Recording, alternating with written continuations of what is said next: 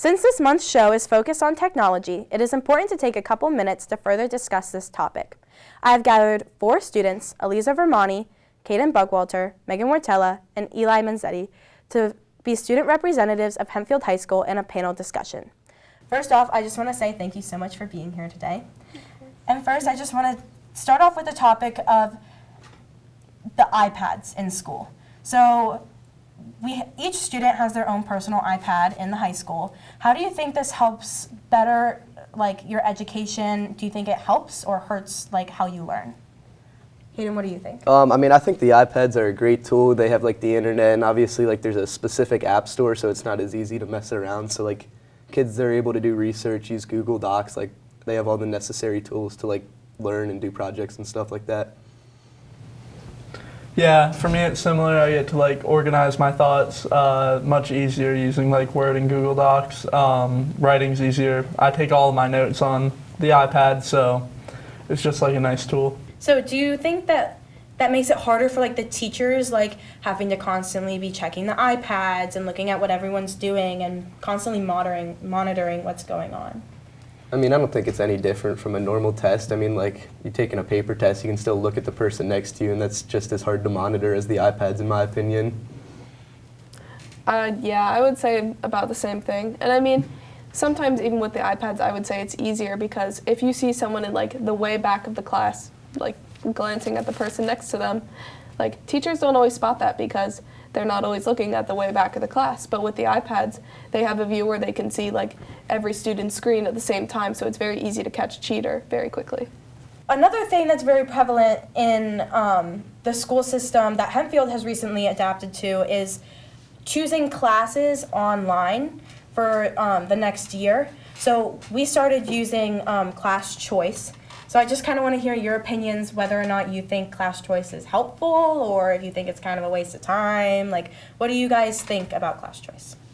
For me, I think it's really nice because I've had to go through years of not having it. And whenever there was a few classes I valued to varying degrees, I'd have to talk with my guidance counselor about it, and it would be a longer process after I already got my schedule. Where now, if I can just change it around and see if I want, I can kind of balance what I really want myself, and I'm able to do it within a matter of minutes compared to having to message my guidance counselor, wait for the changes, message them again, and it's just a lot of a quicker process.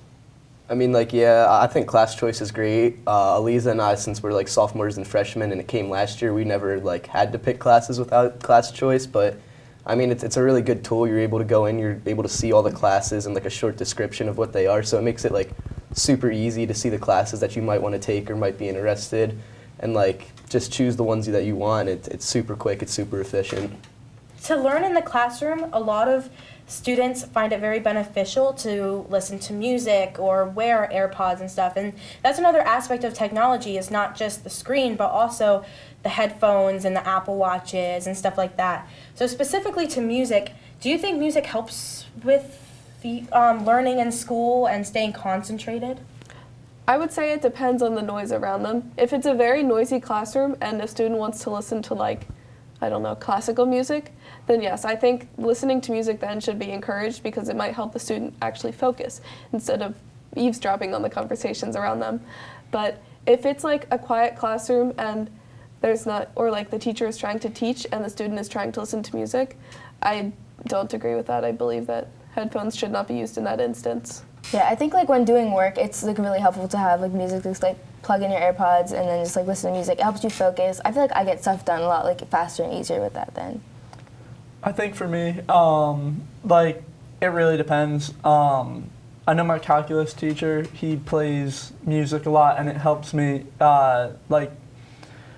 kind of connect the music to whatever we're learning, and that is just good for my memory. But at the same time, sometimes I'll just put in an AirPod, and then I'm okay, this will help me concentrate a little bit more, and then it doesn't.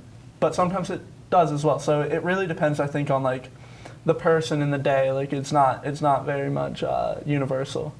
Yeah, I mean, I agree. I think when the teacher's talking, like as much as I want to be like listening to music over like whatever they're teaching, I think you definitely should be listening. But like when you're doing work on alone, I think music is like a really good way to kind of like tone out everything else and kind of focus on what you're doing. So yeah, I mean, I think music's a good tool as long as you're listening to what your teacher is and taking in the content. Studies have actually shown that kids are losing their motor skills because of being on devices and technology. What are your guys' thoughts on that?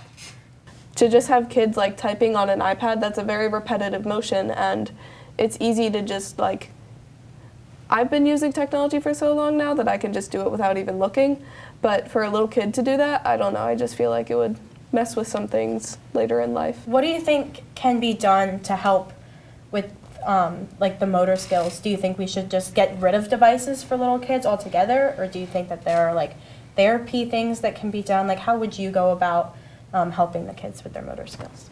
I think that like we shouldn't like get rid of technology. Like technology isn't like so bad. Like it's not like that. I think we should just like add more stuff that you do in person, more like hands-on stuff. I would agree with that. Like, I would say maybe lean off of the iPads a little bit less, like use some paper tests and like make the kids color or something instead of do it on like an iPad. But I mean, if you have like activities or like a Kahoot on an iPad, I think that's still a useful thing to have to keep kids engaged. I just want to thank you guys again. Thank you so much for being here and discussing technology with us. Thank you. Yeah, thanks for having us.